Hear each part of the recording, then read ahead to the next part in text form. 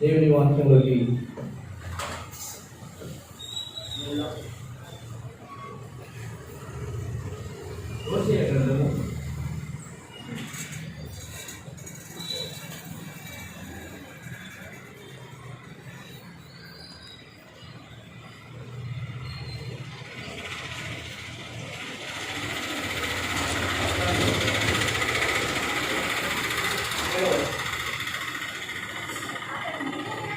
అతని నీడయందు నివసించువారు మరలి భక్తులు ధాన్యము వలె వారు తిరిగి మొలతరు, ద్రాక్ష చెట్టు వలె వారు వికసించురు.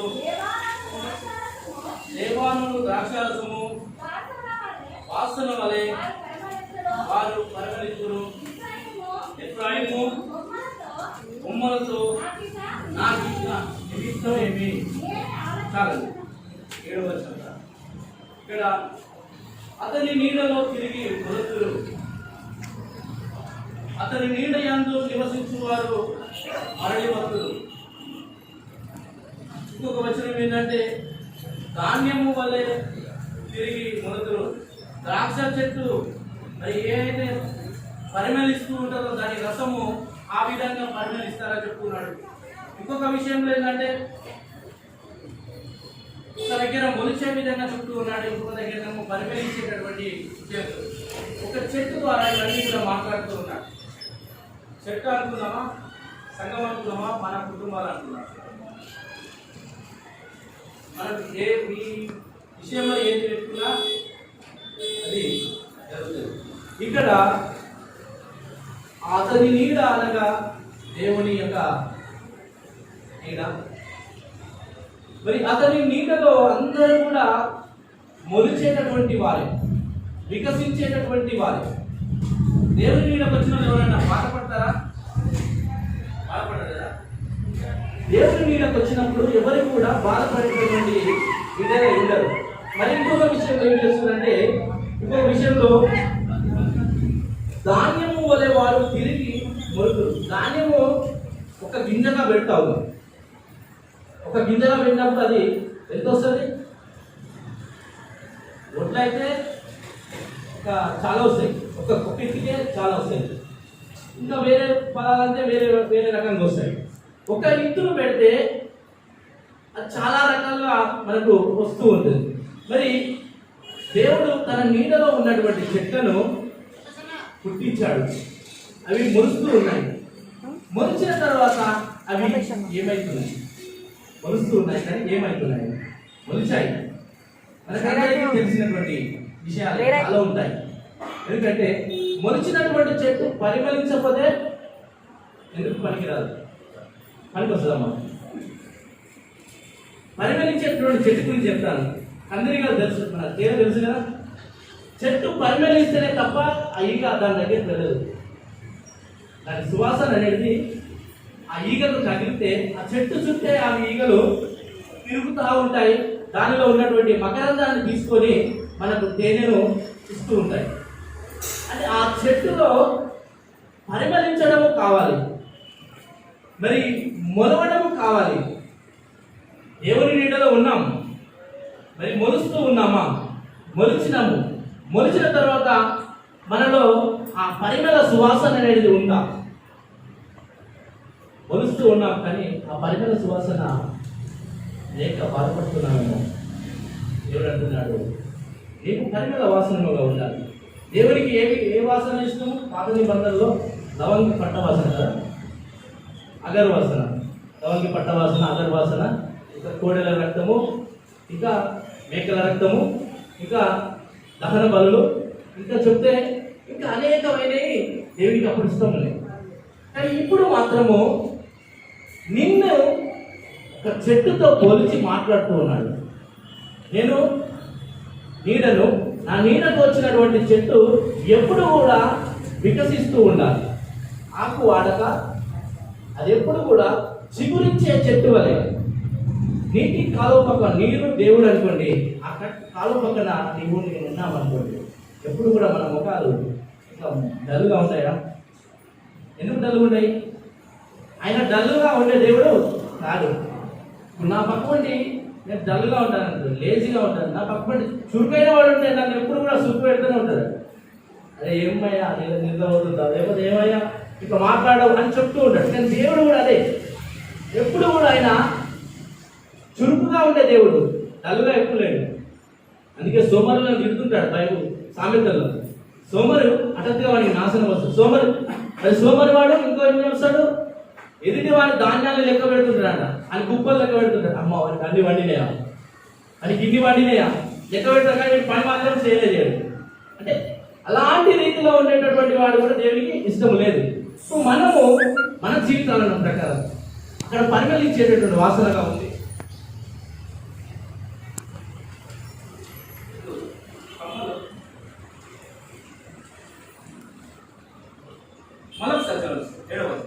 అతని నీడ యందు నివసించు వారు మరలి భక్తులు, ధాన్యము వలె వారు తిరిగి మొలకలు, ద్రాక్ష చెట్టు వలె వారు వికసించులు, లెబనోను ద్రాక్షరసము వాసన వలె వారు ప్రవేశులు. వికసించడము మొదటగా మనం చేయాలి. వికసించడం నేను అక్కడ దగ్గర మనం చూస్తాం, లూకాసు వార్తలో ఉంటుంది. ఒక చెట్టు దగ్గరికి దేవుడు వెతుకుతూ వస్తాడా లేదా? దీని దగ్గర మనం దొరుకుతుందేమో, ఆయన ఆకలికొని కాదు, ఆ చెట్టును పెంచాను నేను, ఆ చెట్టు దగ్గర ఏమన్నా నాకు దొరుకుతుందేమని వచ్చాడు. వచ్చినప్పుడు ఆ చెట్టు ఏమిచ్చిందా? ఈరోజు నీ పట్ల నా పట్ల కూడా అదే కలిగి ఉంటాడు దేవుడు. అతని నీడలో ఉన్నాము, దేవుని నీడలో ఉన్నాము, మొలిచాము, కానీ మనలో ఆ ఫలములు లేవు, ఆ ఫలించేటటువంటి వికసించడం లేదు, అందులో నుంచి పరిమళ వాసన కూడా లేదు. దేవుడు అంటాడు, తోటవారితో చెప్తున్నాడు, చెట్టు పెంచావు 4 సంవత్సరాల పెరిగి, కానీ దానిలో ఏమి ఫలము లేదు. దాని వలన ఏది వేస్ట్ అయిపోతుంది? భూమి వేస్ట్ అయిపోతుంది. ఈరోజు మన వలన ఏమైపోతుంది? మన కుటుంబం కూడా వేస్ట్ అయిపోతుంది. అవుతుందా లేదా? ఒక్కసారి ఆలోచన చేయండి. నీవు ప్రార్థన చేయలేకపోతే, నువ్వు వాక్యం చదవలేకపోతే మన వేస్ట్ అయిపోయినట్ట లేదా? మన కుటుంబం, మన జీవితమే కాక, ఇప్పుడు నేను ప్రార్థన చేస్తానండి, నా కుమారుడు ఏమంటాడు, మా డాడీ ప్రార్థన చేస్తాను, నేనేం చేయాలి? లేకపోతే నా భార్య ప్రార్థన చేస్తాను, నా తల్లే ప్రార్థన చేస్తాను, నేనేందుకు చేయాలి? అంటే దేవుడు ఆలోచించే ఆలోచన ఏంటంటే, ఇది ఫలించకపోయినా పర్వాలేదు, దీన్ని తీసేస్తాం కంపల్సరీ, కాకపోతే దీని వలన భూమి వేస్ట్ అనేది కాకూడదు. నీ వలన కూడా, నీ ప్రార్థన వలన మరి నీ కుటుంబం మార్గంలోకి వస్తుందా, వేరే దిక్కు పోతుందా? అది నీవు నీ కుటుంబానికి ఏ విధంగా ఉండాలి? పరిమళ వాసనంగా ఉండాలి. పరిమళ వాసనంగా ఉందామా? మనందరం పరిమళ వాసనంగా వికసించే వారిగా ఉందామా? హల్లెలూయా, హల్లెలూయా. ఏ బిడ్డ అయితే దేవునికి పరిమళ వాసనంగా ఉంటారో ఆ బిడ్డలను దేవుడు ఎంతగా ఈరోజు అనుకుంటుండొచ్చు, నీ దగ్గర ఏది లేకపోవచ్చు, దేవునికి అది ఇష్టం లేదు. ఏది ఇష్టం దేవునికి?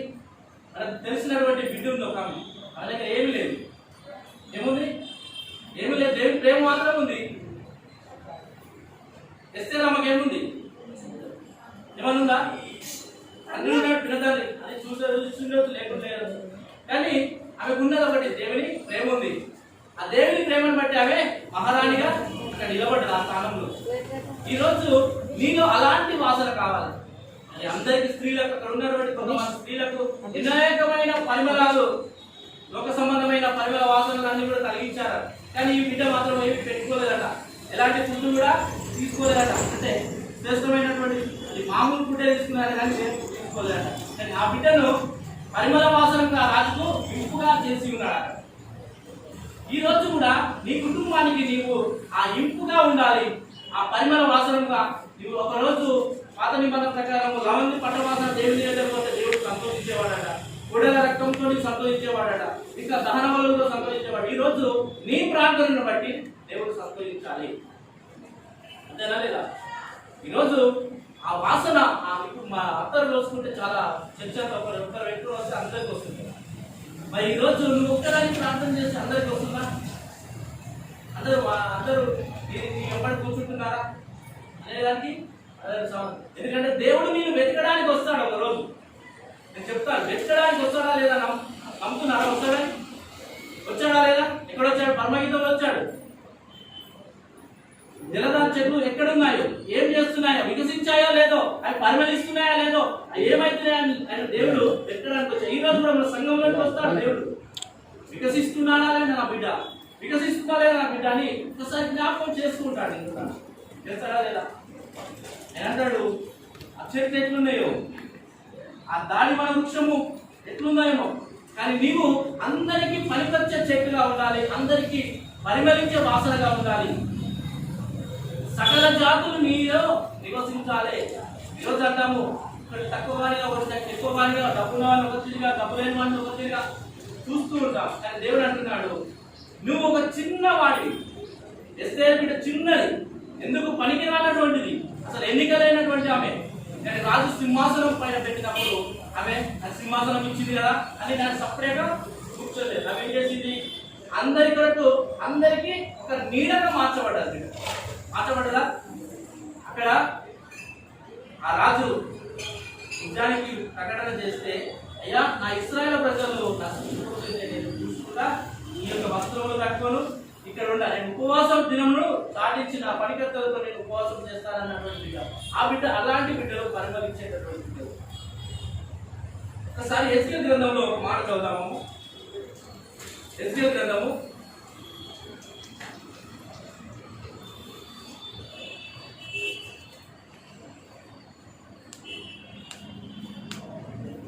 31.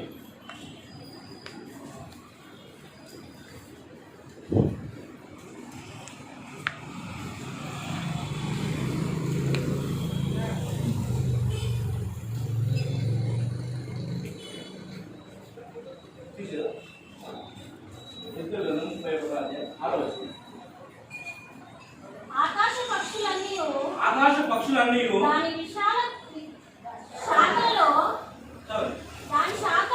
దాని శాఖలలో గూళ్ళు కట్టుకొనేను, జంతువులన్నీ దాని కొమ్మల కింద పిల్లలు పెట్టెను, దాని నీడను సకలమైన గొప్ప జనములు నివసించెను.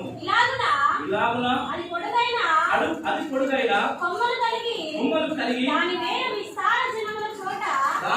విస్తార జనముల చోట వారుట వలన అది మిక్కిలి గొప్పదై కంటికి అందమైన. ఈరోజు ఈ చెట్టు నీడలో ఎన్ని ఉన్నాయండి? ఆకాశ పక్షులనియు దాని శాఖలలో గూళ్ళు కట్టుకున్నాను, భూజంతువులనియు దాని కొమ్మల కింద పిల్లలు పెట్టాను. ఇంకొకటి దాని నీడన సకలమైన జనములు నివసించారు. ముగ్గురు నివసించారా లేదా? పక్షులు నివసించాయి, జంతువులు నివసించాయి, మనుషులు కూడా దాని నీడకు వచ్చాయి. అది ఎవరు పెంచారు? దేవుడు పెంచినటువంటి చెట్టులో ఎక్కడైతే నువ్వు మొలుస్తూ ఉన్నావు, సంఘంలో మొలుస్తున్నావు, మనం నువ్వు మొలుస్తున్నావు అంటే ఒక విత్తు నాటగానే దేవుడు వర్షం ఇస్తాడు. ఆ వర్షాన్ని బట్టి ఆ చెట్టు పెరిగించాలి. పెరిగిన తర్వాత దాని ఫలాలను అదేమిస్తుంది? ఫలాలు ఇస్తాయి కదా, ఫలాలు తింటాం, మనం సంతోషిస్తాం, మంచి ముందు పండంటాం. కానీ దేవుడు నీ పట్ల ఏమంటున్నాడంటే, ఒక చెట్టును చూపించి సకల జాతులన్నీ కూడా ఆ చెట్టు నీడలో ఆశ్రయిస్తున్నాయి, కానీ నీ నీడలో, నా నీడలో ఎవరు కూడా నీడ కోసం మన పక్కపండి ఎవరు కేసీఆర్ దృష్టించాడనుకోండి, కృషి చేసాం, పక్కపండి ఒక కృషి చేసుకొని ఇస్తాం. నాకే సరిపోదు, నా కొడుకు, నా బిడ్డ, నా కూతురు ఉన్నారు, ఇంకా నాకే సరిపోదు, నువ్వేందుకు వస్తా పక్కకు వాడితో కానీ దేవుడు అంటున్నాడు, నీవు నేను పెంచినటువంటి చెట్టు నీ నీ యొక్క నీడలో ఎంతమంది బతకాలి? ఆకాశ పక్షులు బతకాలి, ఇంకా జంతువులు బతకాలి, జనములు కూడా బ్రతకాలి అని చెప్తూ ఉన్నాడు. అప్పుడే బ్రతికినప్పుడే ఆ చెట్టుకు వచ్చేటటువంటి పరిమళ వాసన, ఆ చెట్టు వికసిస్తుందని మనం నమ్మాలి. ఈరోజు ఎవరి కాలే సెల్ఫీస్, అంటే ఎవరి కాలే సొంతంగా నాది కాలేదు, ఎవరికి నేను చేసేవాడిని కాదు. దేవుడు అట్లా అనుకుంటే ఆయన శిలువలో మరణించేవాడు కాదు. మరి ఆ ఎస్తేరు బిడ్డ నీళ్ళలో ఎంతమంది బతికారండి? ఇశ్రాయేలు ప్రజలు అక్కడ లెక్క పెడితే చాలా ఎంతమంది ఉన్నారండి. అంతమంది కూడా ఆ రక్షణ వచ్చింది ఒక్క చెట్టు వల్ల. ఒక నీడకు వచ్చి ఆ చెట్టు మొలిచింది. ఆ మొలిచిన చెట్టు ఏమో ఊగలేదు ఆమె కింద కూడా ఎంతో మంది రక్షణగా, మరి తన చెలికత్తలతో తన పరికత్తలతో అందరూ కూడా ఉపవాసం ఉండి ప్రార్థన చేయండి, నా దేశం కొరకు, నా సంఘం కొరకు, నా యొక్క మా ప్రజల కొరకు ప్రార్థన చేయండి అని ఆ బిడ్డ ప్రార్థన చేసినప్పుడు వాళ్ళందరూ కూడా రక్షించబడ్డారు లేఖను చూస్తాం. కానీ ఈరోజు మనమే ఏమనుకుంటామంటే, నేను ప్రార్థన చేస్తే అవుతుందా అన్న విశ్వాసంలో ఉన్నామా లేదా? ఉంటాం, ఖచ్చితంగా ఉంటాం. ఎందుకు ఉంటాం. నేను ప్రార్థన ఈరోజు జ్వరం వచ్చిందంటే ప్రార్థన చేసేంత వరకు, ప్రార్థన చేసుకుంటే తక్కువ అవుతుంది అన్నట్టు వాళ్ళు తక్కువ మంది, లేదు డాక్టర్ దగ్గరికి పోతే తక్కువ అవుతుంది అన్నట్టు వాళ్ళు ఎక్కువ మంది కదా. డాక్టర్ దగ్గర పోతే తక్కువ అవుతుంది, ఎందుకంటే ఒక సూచిస్తాడు, ఒక గ్లూకోజ్ ఇస్తాడు, 2 టాబ్లెట్స్ ఇస్తాడు. అది వేసుకోగానే ఒక నీళ్ళ సూది, ఒకటి గ్లూకోజ్, అప్పుడు ఇచ్చాడు ఒక నీళ్ళ సూది, ఒక మందు సూది, అట్లాంటి సూచిస్తే తక్కువ అవుతుంది. కానీ దేవుని వాక్యంలో మరి నమ్మకంగా లేదు. మరి ఒక్క చెట్టు నీడలో వచ్చాం, అతని నీడ యందు మనం నివసిస్తున్నటువంటి బిడ్డలం కాబట్టి మనం పరిమళ వాసనలో ఉండాలి. పరిమళ వాసనలో ఉంటున్నావా? అసలు ఒక్కసారి బిగ్ బాస్ చూసారు? ఎంతమంది చూసారు? చూసినా చెప్పండి. అందులో ఒక టాస్క్ పెడతాడు, నీకు ఇష్టం లేని వాడిని బయటకు పోయాలి.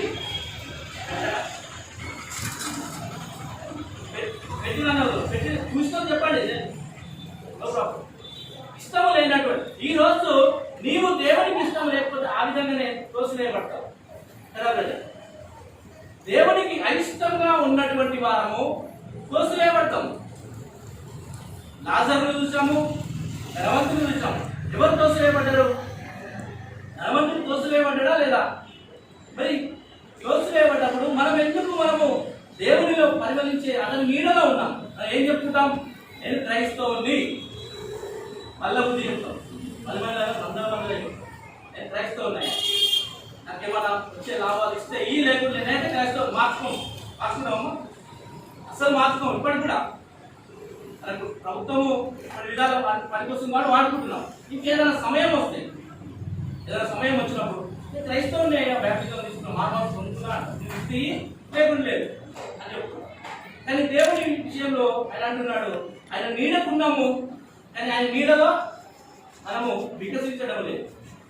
నీడ చల్ల ఉంది, నిద్ర వస్తుంది ఫ్యాన్ల మీద, కానీ మనలో పండుకున్న సావును దాన్ని గుర్తు చేయలేదు.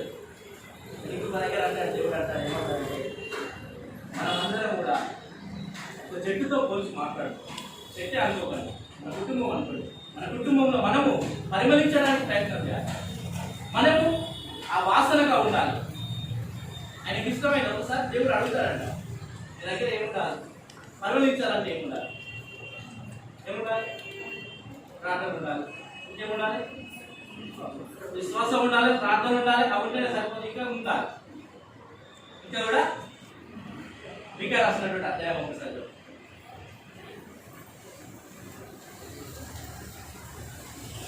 ఇక 6:8 ఒక్కసారి.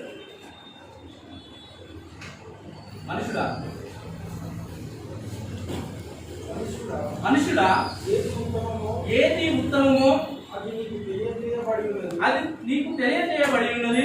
న్యాయముగా నడుచుకొనుటయు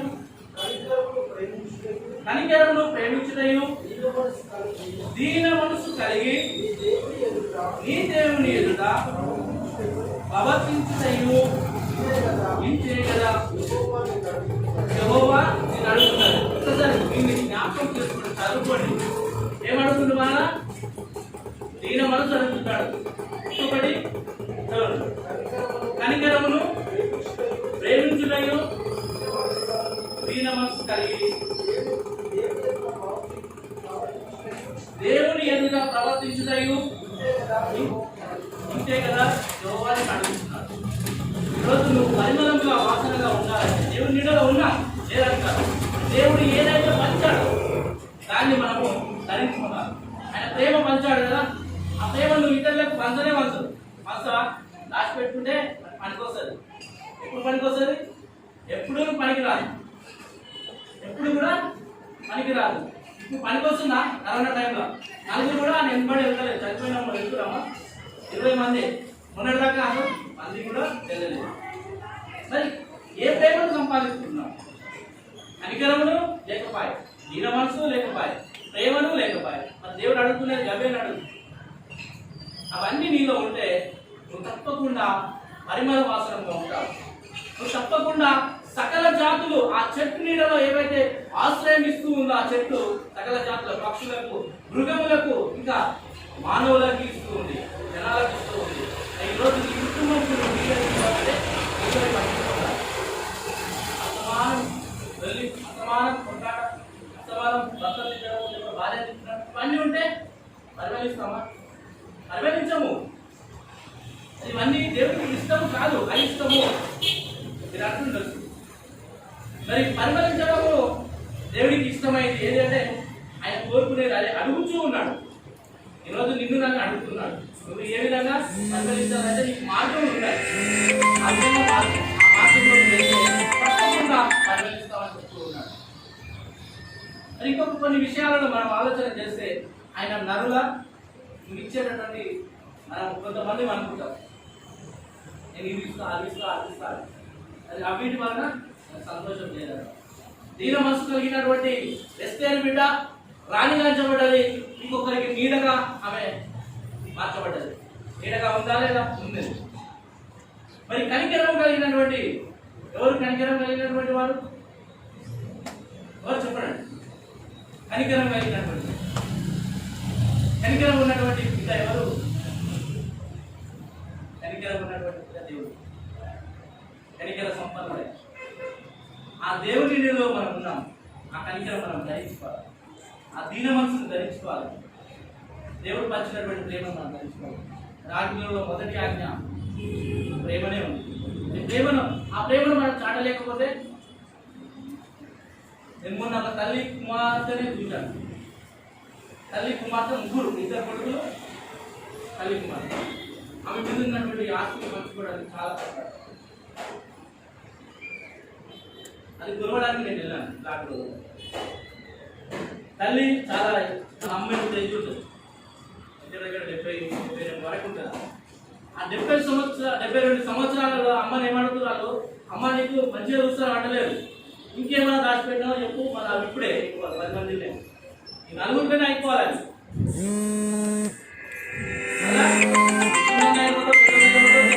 నాకు తెలియదు కానీ ఇప్పుడు తెలియాలి అంటున్నాను. అందరూ ఏమంటున్నారు? పెద్ద అవసరం, అరే ఇవన్నీ ఇప్పుడు ఎందుకు బాబా, ఏది వచ్చినా అది చేయరాదు. లేదు లేదు, నాకు ఇప్పుడే కావాలి, నాకు మంచిది కాదు, ఎవరి కాదు నాకు అంటే అట్లాంటి ప్రేమను చూపించలేకపోతున్నాము. మానవులో ప్రేమ అనేది తక్కువైపోయింది. దేవుడు చూపించినటువంటి ప్రేమ మనము చూపించలేకపోతున్నాం. ఆయన కోరుకునేది ఒకటే అనుకున్నాడు, ప్రేమనే కోరుకున్నాడు. ఆ ప్రేమను ఉన్నప్పుడు నీలో పరిమళ వాసనంగా ఉంటావు. కనికరం ఉన్నాయి కదా, పరిమళ వాసనంగా ఉంటావు. దీన మనసు ఉన్నాడు కదా, నువ్వు పరిమళ వాసనంగా ఉంటావు, వికసిస్తావు. నీ చుట్టూ ఆ తేనెటీగలు ఏ విధంగా అయితే ఆ మకరందం చుట్టూ తిరుగుతూ ఉంటాయో, నీ చుట్టూ కూడా, నీ చుట్టూ ఉన్నటువంటి ప్రజలందరూ కూడా బిడ్డ, చక్కటి బిడ్డ, మంచి విశ్వాసాలు తిరుగుతూ ఉంటారు. ఈరోజు మనలో ఆ ప్రేమ అనేది లేకపోతే ఆయన పుట్టించినటువంటి చెట్టుకు ఎలా వ్యర్థమైపోయింది అనే రీతిలో మనం ఉండకూడదు. ఆ స్థలాన్ని ఏమంటలేదు కానీ పెరిగినటువంటి చెట్టు తిరుగుతూ ఉన్నాడు దేవుడు. చెట్టు వల్ల మనము ఉన్నాము. ఆ చెట్టు ఫలించే చెట్టు వల్ల ఉండాలి, ఫలభరితమైన ఫలాలు ఇవ్వాలి. మరి ఆ చెట్టులో నుంచి చాలా రకాలుగా వస్తాయి. మరి పువ్వులో నుంచి తీసుకుంటాము, దానిలో నుంచి వచ్చినటువంటి మకరందాన్ని తేలిగా తాగుతున్నాము. ఇది అనేక విధాలుగా ఉపయోగపడుతుంది. కానీ ఈ మనుషులు నీవులను మాత్రం దేనికి ఉపయోగపడతలేదు. పడుతున్నామా?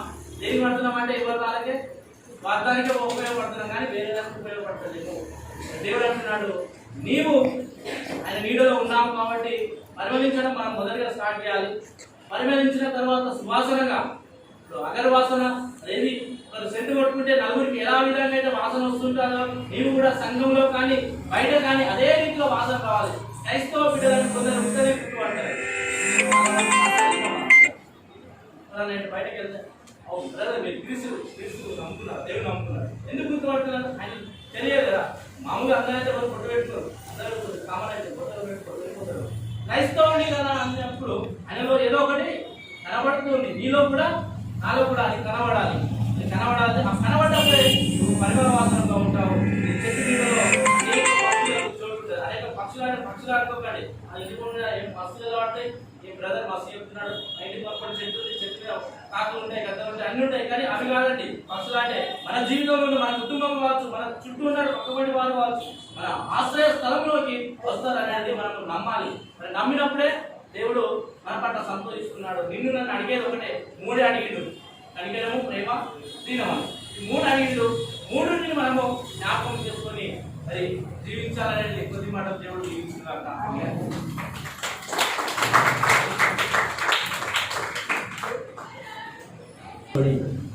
దేవుడు